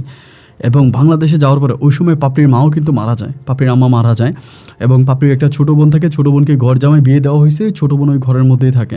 এবং বাংলাদেশে যাওয়ার পরে পাপড়ি জানি কেমন উদ্ঘট আচরণ করতো আমার সাথে, খুব বেশি কথা বলতো না, কেমন জানি একটা মানে দুর্ব্যবহার, খারাপ ব্যবহার, এরকম একটা অবস্থার মধ্যে থাকতাম। প্রায় মাসখানেকের মতো বাংলাদেশে থাকি। মাসখানেক থাকার পরে আমি এই জিনিসগুলো নিতে পারতেছিলাম না যে ও আমার সাথে এরকম দুর্ব্যবহার, মানে খারাপ ব্যবহার আমার সাথে কেন করবে, আমার অপরাধটা কোথায়। দেন আমি তখন সিদ্ধান্ত নিলাম যে না, নেভার, আমি আসলে মালদ্বীপ আবার চলে যাব। ওকে আর আমি নিব না। পরে আমি ওকে আমার মায়ের কাছে রেখে গেলাম যে আম্মা তুমি ওরে দেখে রাখো, অ্যান্ড আমি চলে যাচ্ছি। তো ওরে আমি আম্মার কাছে রেখে দেন আমি পুনরায় আবারও মালদ্বীপে ব্যাক করলাম। এখন আমি কিন্তু ওকে এত ভালোবাসতাম ভাই, আমার জীবনের চাইতে বেশি ভালোবাসি, মানে ওকে ছাড়া আমি বাঁচবো না এমন একটা অবস্থা। কিন্তু ও যে এরকম করতেছে এটা আমাকে খুব বেশি পেইন দিচ্ছে, বাট আমি ওরা বুঝাইতে পারি না। পরে আমি মালদ্বীপে চলে গেলাম। মালদ্বীপ যাওয়ার পর আমি কান্না করতাম, রেস্টুরেন্টে কাজে যাইলেও কান্না করতাম, ভালো লাগতো না, মন খারাপ হয়ে থাকতো সারাক্ষণ। একটা কেমন জানি নিজের ভিতরে একটা হাহাকার সৃষ্টি করে। যে ঘরের মধ্যে আমি ওকে নিয়ে থাকতাম সেই ঘরে আমি এখন একা থাকি। আমার ঘরের প্রতিটা দেওয়ালে ওর স্মৃতি, প্রতিটা বারান্দায় ওর স্মৃতি, প্রতিটা বেডরুমে ওর স্মৃতি। এই স্মৃতিগুলো আমি আসলে ভুলতে পারি না, কান্নাকাটি করি। এবং আমার ইচ্ছা ছিল যে আমি ওকে পুনরায় আবারও নিয়ে আসবো, মানে আমি ওকে মালদ্বীপে আবারও নিয়ে আসবো। এই অবস্থার মধ্যে আমার আম্মার সাথেও থাকতে পারতো না। আমার আম্মার সাথে ঝামেলা হতে হতে একদিন রাতে হঠাৎ করে, আনুমানিক রাত তখন মালদ্বীপের সময় 3টা বাজে, আমার আম্মা আমাকে ফোন দিয়ে বলতেছে যে পাপড়ি নাকি ফাঁসি দিয়েছে। আমি এটা শোনার পরে মানে আমি যেন বললাম, মা এটা তুমি কী বলতেছো? আমার জীবনের সবচেয়ে দুঃখজনক মোমেন্ট, মানে ওই কষ্টটা আমি আসলে মৃত্যু পর্যন্ত ভুলতে পারবো না। মা আরে বললো, মা বলতেছে ও তো ফাঁসি দিছে, ওরা এখন কি করব। আমি তো মাটি দিয়ে ফেলতে হবে। আমি বলি মা আমি আসবো, আমি ওর মরা দেহটা একটাবার দেখবো, আমি ওর লাস্টটা একটাবার দেখবো মা, আমি ওকে একটাবার দেখবো মা, আমি আসতেছি। কিন্তু কোনোভাবেই আমি তখন মানে আস্তে আস্তে আমার মা তখন কী করে, পোস্টমর্টমের ভয়ে, মানে পোস্টমর্টম করাবে না, আইনি কোনো ঝামেলা হয় কি না, ওই পরিপ্রেক্ষিতে আবার যেহেতু আমি ওকে বিয়ে করছে, কোনো লিগেল ডকুমেন্ট নাই, ও এখন আমার বড় ভাইয়ের বউয়ের সাথেই ওর কাগজপত্র আছে, কিন্তু আমার সাথে তো কোনো ডকুমেন্ট নাই। তো সেই হিসাবে আমার তখন করলো কি, আমি মালদ্বীপ থেকে বাংলাদেশে যাওয়ার আগে ওকে দাফন করে দিল। দাফন করে দেওয়ার পরে আমি তখন বাংলাদেশে গেলাম। এবং বাংলাদেশে যাওয়ার পরে আমি ওর কবরস্থানে গিয়ে, মানে ওর কবরে গিয়ে চিৎকার করে কান্না করতেছি, আমি তোকে ভালোবাসি, মানে চিৎকার করে ওর কবরে গিয়ে কান্নাকাটি করি। এবং একটা পর্যায়ে আমি তখন মানে ঘুমাই। এবং এরই মাঝে 2 দিন পরে হঠাৎ করে গ্রামের মানুষরা আমাকে বলতেছে যে ওরা নাকি মানে রাতের বেলা যখন চলাফেরা করে বা অনেক সময় ওর কবরের কাছে যায়, অনেকেই নাকি দেখে যে সাদা কাপড় পরিহিত অবস্থা কবরের মধ্যে বসে আছে, মানে কবর উপরে বসে আছে। অনেকেই এটা বলছে, 1-2 জন না, প্রায় আমাদের গ্রামের প্রায় অনেক লোকেরা এটা বলে যে আমরা যাওয়ার সময় অনেকেই দেখি যে ও কবরের উপরে বসে আছে, এই জিনিসটা অনেকেই বলে। এবং বলার পরে আমিও তখন মানে ডাউট করতে থাকি যে ও কি আসলে মারা গেছে কিনা, নাকি মারা যায় নাই। আমার বাবা কিন্তু খুব মানে গোপনে ওর আত্মহত্যা করার পরপরও ওকে দাফন করে দেয়, খুব এলাকার 2-1 জন লোক রাখে, বেশি লোক রাখে না। এরই মাঝে এই ও মারা যাওয়ার প্রায় 20 দিন পরে আমি কিন্তু আর মালদ্বীপে ব্যাক করলাম না, মালদ্বীপে গেলাম না, বাংলাদেশে দিয়ে গেলাম। 20 দিন পরে ও একদিন আমাকে স্বপ্নে এসে বলতেছে যে জাহিদ আমি মারা যাই নাই, জাহিদ আমি মারা যাই নাই, আমি একটা কবরস্থানে আছি, আমাকে তুমি এই কবরস্থান থেকে নিয়ে যাও। স্বপ্নের মধ্যে বলতেছে। আমিও তার সাথে স্বপ্নের কথা বলি। আমি বললাম যে তুমি কোন কবরস্থানে আছো, তুমি তো মারা গেছো, আমার পরিবারের মানুষটা তোমাকে মাটি দিয়েছে, তোমাকে দাফন করেছে। ও আমাকে বলে আমি যদি মারা যাই তাহলে তো কবরে আমার লাশ থাকবে, তুমি দেখো তো কবরে আমার লাশটা আছে কিনা। এই কথা বলেই ও তখন স্বপ্নে থেকে আমার কাছ থেকে চলে যায়। আমি তখন ঘুম থেকে উঠি। ওঠার পর আমার আব্বা আম্মাকে বলি যে আব্বা আম্মা এই ঘটনা, আমি তো স্বপ্নে দেখলাম যে ও আমাকে স্বপ্নে দেখলো ও কবরে নাই এবং ও মারা যায় না, আসলে কি ও মারা গেছে? আমার মা বলে তুই কি পাগল হয়ে গেছিস, আমরা নিজেরা তাকে দাফন করেছি, ফাঁসির রশি থেকে ওকে আমরা নামে ওকে আমরা দাফন করছি, তুই এগুলো কি বলতেছিস, ও মারা গেছে। এর পরের দিন ও আমাকে আবারও স্বপ্নে দেখায় যে জাহিদ আমি মারা যাই নাই, তোমরা আমাকে ভুল বুঝতেছো, আমি মারা যাই না, যদি আমি মারা যাই তাহলে তো কবরে আমার লাশ থাকবে, তুমি আমার লাশটা দেখো তো। এভাবে 1 সপ্তাহ পর্যন্ত টানা 7 দিন আমাকে স্বপ্নটা দেখায়। 7 দিন পর আমি তখন পারিবারিক মাধ্যমে সিদ্ধান্ত নিলাম যে আমি কবর খুঁড়ব এবং দেখব কবরে ওর লাশ আছে কিনা। কিন্তু আমার পরিবারের মানুষ এটাতে কোনোভাবেই সাড়া দিচ্ছিল না। আমি আমার এলাকার 2টা ছেলেকে সাথে করে নিয়ে একদিন ঘুটঘুটে রাতের অন্ধকারে ওর কবর খুঁড়তে শুরু করি।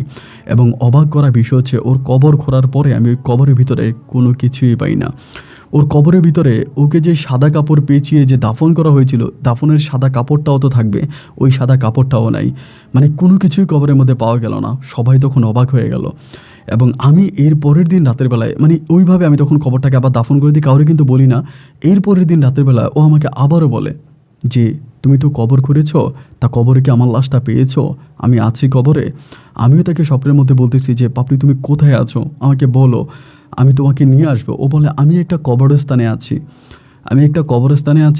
তুমি কবরস্থানে খুঁজলে আমাকে পাবা, কোনো একটা কবরস্থানে পাগলের বেশে আমি আছি, তুমি আমাকে খুঁজলে পাবা। আমি আবারও পাগলের মতো কবরস্থানকে খুঁজতে শুরু করি। এরই মাঝে আমি হঠাৎ করে চিন্তা করি ও আবার ইন্ডিয়াতে চলে গেল কিনা, যেহেতু আমার ইন্ডিয়ার ভিসা ছিল।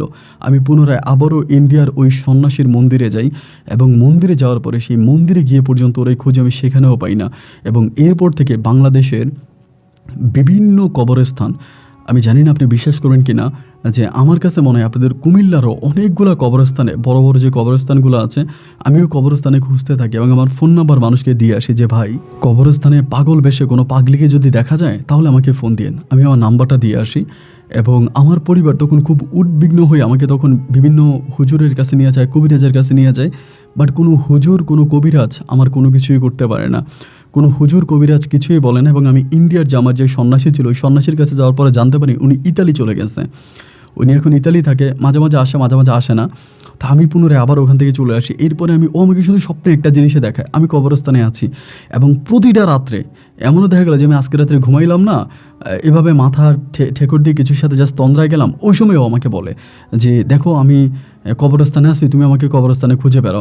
এবং ও আমাকে শুধু একবার একটা কবরস্থানের ঠিকানা দেয় এবং একটা কবরস্থানের ঠিকানা দেয়, সিলেটে একটা কবরস্থানের ঠিকানাও আমাকে দেয় এবং সেই কবরস্থানে আমাকে খুঁজতে যায়। এবং খুঁজতে যাওয়ার পরে যিনি কবর পাহারাদার ওখানকার ছিল, অনেক বড় কবরস্থান, এবং সেই কবর পাহারাদার বলে যে হ্যাঁ, একটা পাগলি মাঝে মাঝে এই কবরস্থানের আশেপাশে ঘোরাফেরা করতো, কিন্তু লাস্ট কয়েকদিন ধরে এই পাগলিটাকে আর দেখতেছি না।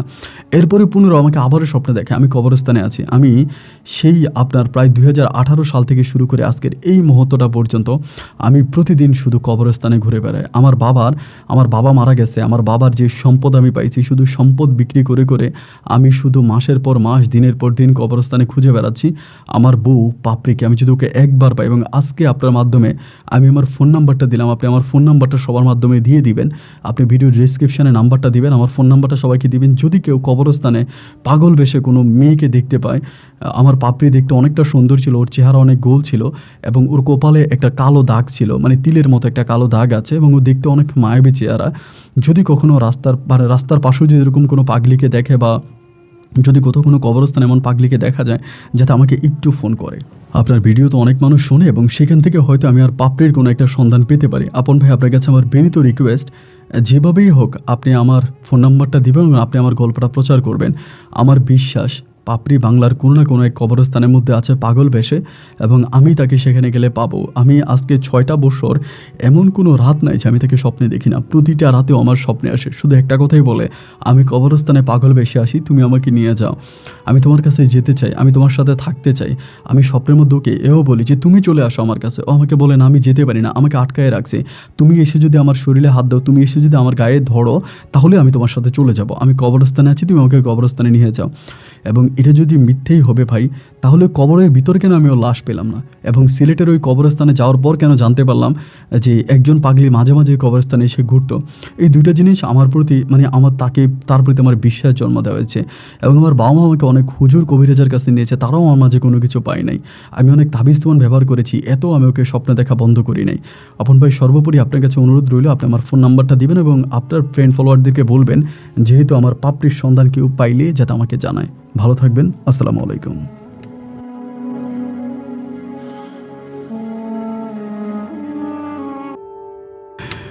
প্রিয় বন্ধুগণ, সবাইকে অনেক বেশি ধন্যবাদ এতক্ষণ পর্যন্ত রাজশাহীর ভাই জাহিদের জীবনের বাস্তব গল্পটা শুরু থেকে শেষ পর্যন্ত আমার মুখে শোনার জন্য। বন্ধুগণ, সবাইকে অনেক বেশি ধন্যবাদ আবারও, কারণ এই গল্পটা খুব আপনারা অনেক ধৈর্য ধরে ধরিয়েছিলেন, কারণ গল্পটার প্রথম দিকের চেয়ে ওই শেষের দিকটা একটু বড় ছিল, আমি একটু শর্টলি করেছিলাম, এবং ধৈর্য ধারণ করে শোনার জন্য অনেক বেশি ধন্যবাদ পুনরায়। দেখেন, আমি একটা কথা বারবার বলি, এই যে জাহিদ যদি তার ওই বরিশালের লোকটার কথা না শুনতো, মানে কেন যেন আমার কাছে মনে হয় যে ওই সন্ন্যাসী যদি তার ঘরে আরও কিছুদিন থাকতো এবং বাচ্চাটা হওয়া পর্যন্ত, তাহলে হয়তো জাহিদের এই দিনটা দেখতে হতো না। এবং ওই সন্ন্যাসীটাকে বের করে দেওয়ার পরেই সম্ভবত এরকম কিছু একটা ঘটেছে। যদি আমি একজন মুসলিম মানুষ, আমি গল্পের খাতিলে এগুলোকে বিশ্বাস করলাম। একটা জিনিস কি জানেন, আমি দেখেছি যে প্রতিটা সম্পর্কের মাঝেই যদি কোনো একজন তৃতীয় ব্যক্তি এসে একটু পানি ঢেলে দেয়, তবেই সম্পর্কটা মরে যায়। এবং যেমন করে জাহিদের সাথে পাপড়ির এই এত যুদ্ধ, এত ফাইটিং, মনে হয় 71-এর যুদ্ধ করেও পাপড়িকে মালদ্বীপে নিয়ে গেছে। এরপরে এরকম একটা ঘটনা, সত্যি এটা হৃদয় বিদারক, অনেক কষ্টদায়ক। আর এখানে একটা বিষয় আমি বলে রাখি, সেটা হচ্ছে আপনাদের সবাইকে উদ্দেশ্য করে বলি, জাহিদ ভাই বলেছে তার ফোন নাম্বারটা দেওয়ার জন্য, এবং ফোন নাম্বারটা দিলে আপনারা সবাই যদি কোথাও কোনো পাগল বেশে কোনো মেয়েকে দেখতে পান, এবং তার বউয়ের কিছু বর্ণনাও সে দিয়েছে তাকে ফোন করার জন্য।